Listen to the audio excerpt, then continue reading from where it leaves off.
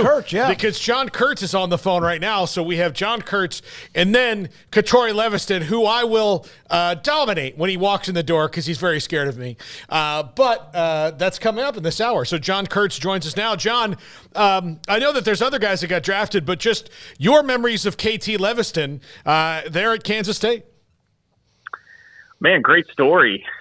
Really great story of a guy that started out he could probably tell you a lot more about this, and I think he's been pretty upfront and honest about this, but, had some learning to do when he came into the program and really turned around his attitude. I remember Chris Kleiman talking about that at one point, just how much of a turnaround he made in that department, really blossomed and realized a lot of his potential now to be a guy that was drafted. So I feel great for him, man. I mean, he was a stud, and I think so much attention was paid to Cooper Beebe on the offensive line, rightfully so, because the guy obviously is just incredible and was a third-round draft pick in his own right. But it probably took some of the shine off of KT Leviston that should have been there. And maybe that was fine for him to just kind of operate like that. But no, I was thrilled to see that. The other thing I will always remember about KT Leviston was there was a really great hype video that was made after K-State beat Oklahoma in 2022 when they went down to Norman the week after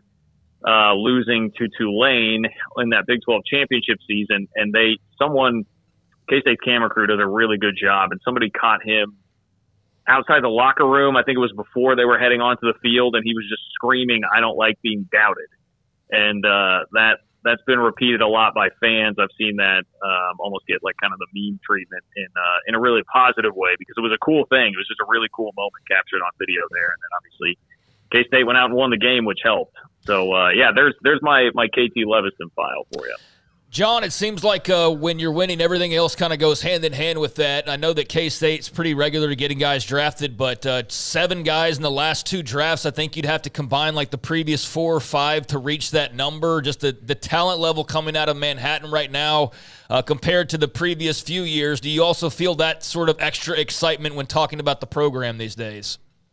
Yeah, no doubt. I think it's a really valuable point. I believe the last time they had this many taken in a 2-year span was 2002 and 2003, which of course culminated in the Big 12 championship. And that was a team with El Roberson and Darren Sproles, and obviously a ton of talent there. And that was back in the day when Bill Snyder was doing that every single year. They were having 3, 4, 5 guys drafted because they were pumping out so much talent there in the late 90s and early 2000s when they won 11 games 6 times in 7 years. So I don't know that you're on that level right now, but it certainly is as good as it's been since then in terms of consistent talent production. And it's not even just draft picks. I look at the fact that they've had 4 players taken in the top 3 rounds each of the last 2 years, and that speaks volumes to where the program is and why they won a Big 12 championship, right? Because all those guys played on the Big 12 championship team. And so it makes a ton of sense. Obviously, you have Felix Anudike-Uzama in the first round, Julius Brents in the second round, Ben Sinnott in the second round, Cooper Beebe in the third round. And I think that was even kind of a surprise to some that he slid to the point that he did to the Cowboys. So they've had some real high-level talent there. It'll be interesting to see what happens this year because DJ Giddens is a guy that could probably jump, and I would think he would get drafted, but, running back these days, probably not going to be too terribly high. So that may fall off a bit this year, but they're certainly reloading with a ton of talent right now because if you look at this group that they're assembling for not only this upcoming season, but we were looking ahead even at 2025 here, a couple buddies of mine that cover the team and thinking about the NIL price of what that team's going to be like in 2025 if you're bringing everybody back like Avery Johnson, Dylan Edwards, et cetera, Jace Brown at receiver. They're going to have some pretty expensive pieces, but K-State's ponying up right now. They put together an incredible roster, and they're just even in the last week or two, I feel like the momentum has ratcheted up another notch or two for football in the transfer portal, and they got a high school commitment today that they beat out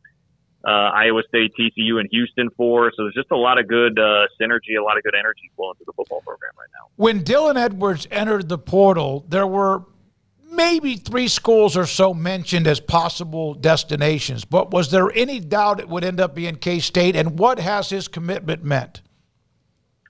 Well, the commitment is huge. I mean, I guess I'll start there and work backwards. It's huge because he's a total total home run hitter and game breaker that I think just means defenses have to attack you in so much different of a way. Like, I can remember when Deuce Vaughn left, is it Athlon that does the anonymous quotes from other Big 12 coaches? I'm trying to remember who specifically does that feature every year, but it's a really good one.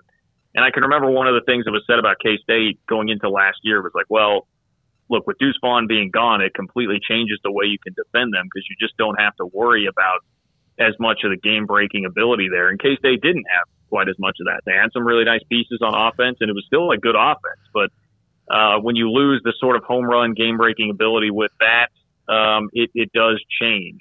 So Jace Brown, I think, is a guy that is developing into that kind of a threat potentially at receiver. But he doesn't have the speed that Dylan Edwards does, where he was running a sub-4.4 laser time 40 at the Under Armour All-American camp, where he won the fastest man competition there. I mean, it's truly game-changing speed. And so you throw that in with Avery Johnson, by the way, who also has game-changing speed, and Jace Brown, who I think is turning into a star receiver. I mean, they just have so many weapons, and it's a totally new dimension. I mean, they had Devon Booth on campus, too, who I think was going to be ready to commit to them, Utah State transfer at running back, that would have been a great pull, but he's not Dylan Edwards. He's not that kind of dynamic. He would have been another guy similar to more like a Trayshawn Ward that they had last year, which again was a great pickup, but not somebody that can hit the home run the way Dylan Edwards can. So I just think it's the perfect complement to this offense, especially when you have DJ Giddens, who's a 1,200-yard back who had 1,500 total yards last year, has averaged almost 6 yards a carry in his career, and is a little bit, I mean, he's obviously more sturdy. He's still pretty fast, but he's a little bit more of a power kind of back, where Dylan Edwards gives you a tremendous compliment to that. And just symbolically what it means for the program, man. I mean, it was a historic class in 2023 in the state of Kansas coming out recruiting-wise. Tons of talent there. And K-State now has secured the top 2 players. They have 6 of the top 11 there. They have done this. They went out and did what I think a lot of people doubted that they could do, which was pull in a huge haul from that in-state talent class and get a guy back who broke their heart before, and being able to land a big-time player like that who, yes, as you mentioned, did have, he mentioned Georgia. I'm not sure how serious the interest was there, but I know the interest was serious from Nebraska, Texas A&M also, which makes sense because of Colin Klein, and then Ole Miss, seems to be landing just about everybody they want in the portal these days. So that was significant. I didn't have a ton of doubt because early on the word kind of got relayed to us that it seemed like this was something that was probably going to be in the bag, and heard it from enough places that I was pretty confident in it. The only hesitation is, I mean, we did see him obviously commit once and then commit to Notre Dame and then commit to Colorado. And, there had been buzz about like, is this going to happen in the first window of the transfer portal? And it didn't. So it was just the antsiness of how the recruitment had gone for him overall that held me back just a little bit. But especially once he got on campus, I was feeling pretty darn confident K-State was going to get that locked up. Cooper Beebe is likely going to be the Cowboys' center of the future, if not of the present. Do you feel confident in his ability to learn something that he's never really done before? Yeah, absolutely, man. That guy is just a stud all the way around. Like exactly who you would want to be from like a leadership, intelligence, smart standpoint. Also just an incredibly engaging and fun personality. I know this has nothing to do with playing center, but you should go check out on Twitter if you can find the picture of him dressed as Nacho Libre on Halloween the other year. I don't remember if that was this year or last year, but it's hilarious. I mean, the guy's just incredibly well liked in the locker room, great personality, very intelligent, great leader, and has just been dominant on the football field, has been able to move around when K-State needed him to. I mean, he had to go out and play tackle in a pinch sometimes in his career at K-State. I wouldn't be worried about that for a second. I think that guy is just as phenomenal an offensive line prospect as you could find, especially in terms of somebody that just has a really super high floor. I think that's about as safe a draft pick as you could possibly get, and as safe a plug-and-play option as you could find on the offensive line in the NFL. I mean, I'm no draft analyst, but just everything I know about the guy and everything that's been said about him throughout his career at K-State, not just from those within the program, but those on the outside, who cover the draft and cover the NFL, I've got no doubt that he would be able to do that and do it with flying colors. What was the reaction like in Manhattan and the area when they announced the game in Dublin, Ireland? It was a little bit mixed. I mean, it is a little bit mixed. It's definitely a cool thing, and I think a lot of people are really excited to go. I mean, even to myself, I was like, hey, that's a really cool, like, once in a lifetime kind of trip.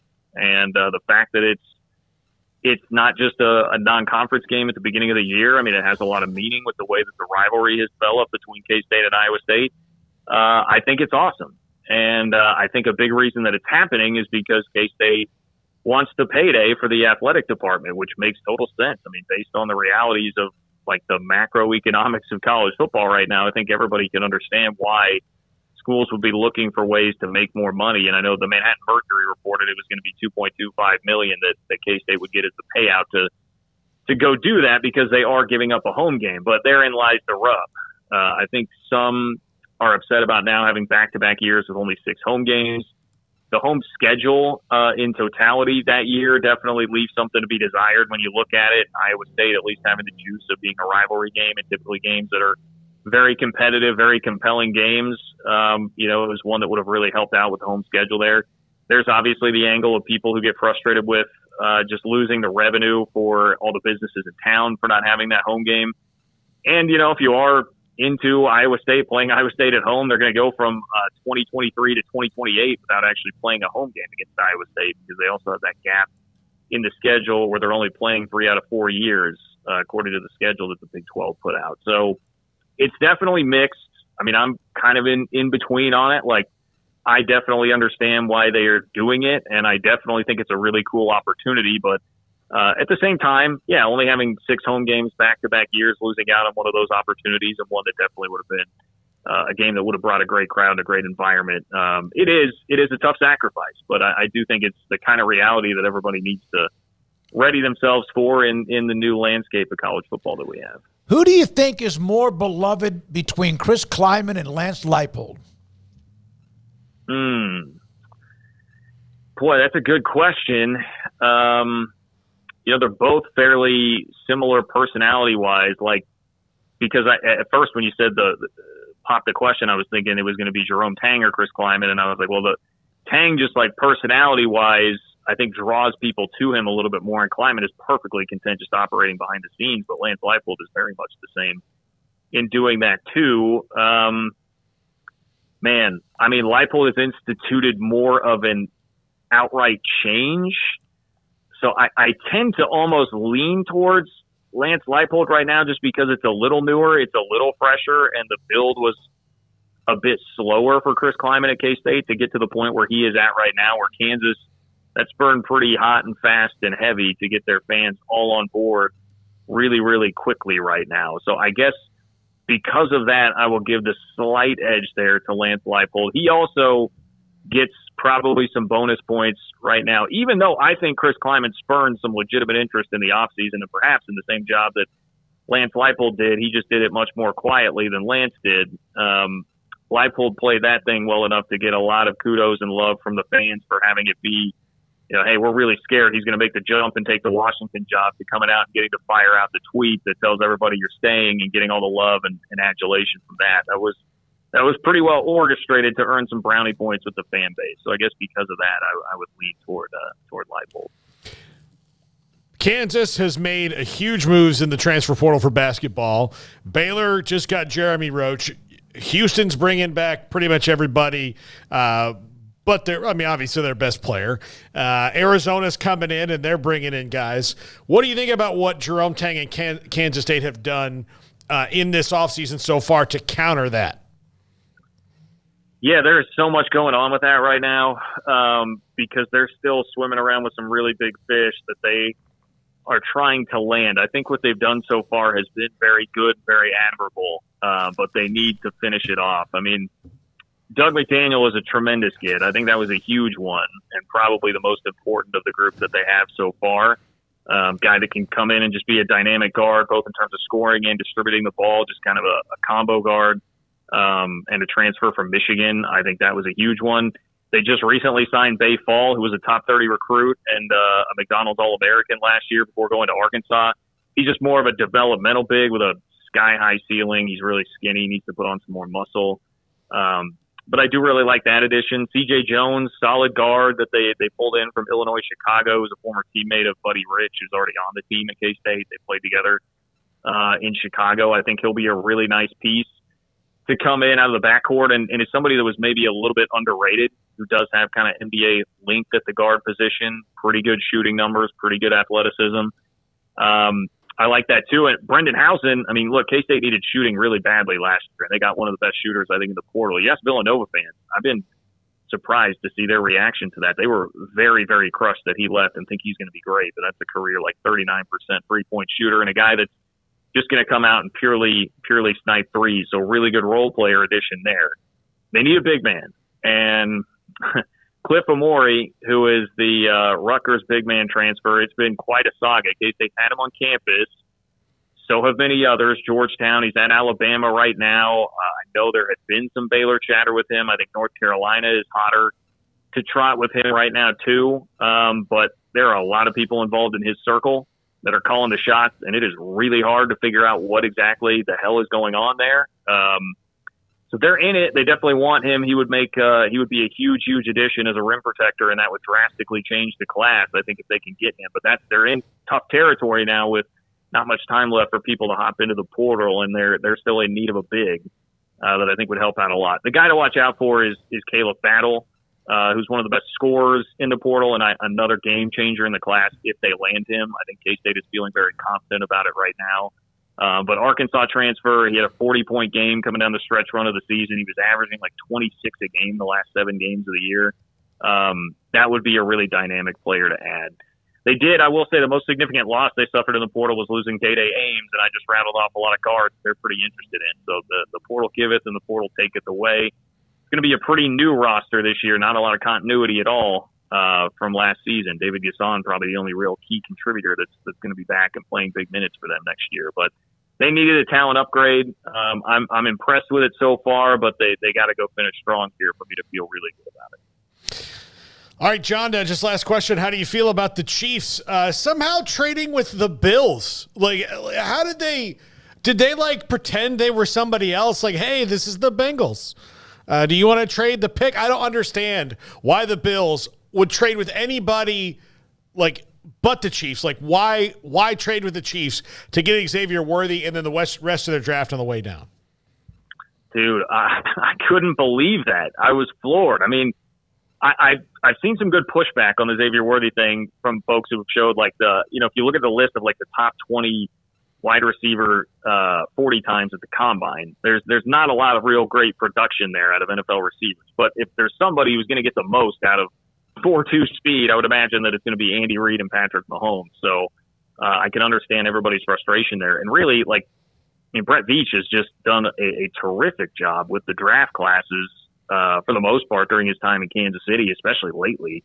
So I'm going to go ahead and trust his eye and his acumen when it comes to that. And the point being the Bills, like, why would you be helping out the Chiefs with anything? Even if you think Xavier Worthy is not a great player and you think this may not really work out that well for him, I still don't understand why you wouldn't just default to, hey, this would be helping them get something they covet and something they need. Don't take the chance. You know, I mean, they're absolutely baiting getting graphics thrown up there on the screen for years every time that they're playing the Chiefs, and Xavier Worthy is out there scoring about the fact that they executed that trade with them and then obviously executed the trade to allow the Chiefs to jump up and draft Patrick Mahomes too. I mean, I'm not complaining, but I saw some great reaction videos of Buffalo fans immediately after it happened. And I think that kind of tells the story, man. I almost feel bad for him. Almost.